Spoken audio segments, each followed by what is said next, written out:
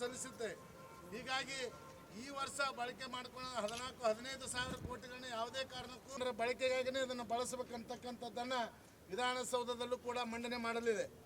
ಒಟ್ಟಾರೆಯಾಗಿ ಪರಿಶಿಷ್ಟ ಜಾತಿ ಮತ್ತು ಪರಿಶಿಷ್ಟ ಪಂಗಡ ಸಬಲೀಕರಣ, ದಲಿತ ಕೇರಿ ಮತ್ತು ಕಾಲೋನಿಗಳಲ್ಲಿ ಆದಿವಾಸಿಗಳಿಗೆ ಮೂಲಭೂತ ಸೌಕರ್ಯಗಳನ್ನು ಒದಗಿಸುವುದು, ಭೂ ಒಡೆತನ, ಪುರಾದನ, ವಸತಿ ಶಾಲೆ, ಹಾಸ್ಟೆಲ್ಗಳ ನಿರ್ಮಾಣ, ಈ ಎಲ್ಲ ಯೋಜನೆಗಳನ್ನು ಸಶಕ್ತ ಆದಿಜಾಂಬವ ಅಭಿವೃದ್ಧಿ ನಿಗಮ, ತಾಂಡಾ ಅಭಿವೃದ್ಧಿ ನಿಗಮ, ಬೋವಿ ಅಭಿವೃದ್ಧಿ ನಿಗಮ, ವಾಲ್ಮೀಕಿ ಅಭಿವೃದ್ಧಿ ನಿಗಮ, ಲಿಡ್ಕರ್ ಅಭಿವೃದ್ಧಿ ನಿಗಮಗಳ ಘೋಷಣೆ ಮಾಡಿದರೆ ಕೇವಲ 25% ಹಣವನ್ನು ಬಿಡುಗಡೆ ಮಾಡಿದ್ದು ಅಕ್ಷಮ್ಯ ಅಪರಾಧ ಆಗುವುದನ್ನು ಖಂಡಿಸುತ್ತದೆ.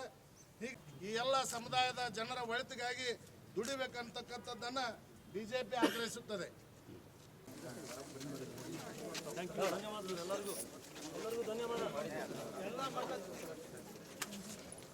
ಎಲ್ಲ ಮಂಡಲ ಅಧ್ಯಕ್ಷರು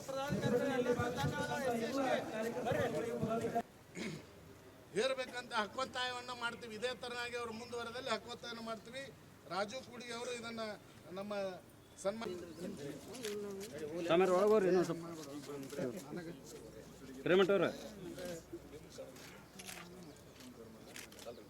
ಶಿವ ಮ್ಯಾಲ ಕಾಣ್ಬೇಕಲ್ಲ.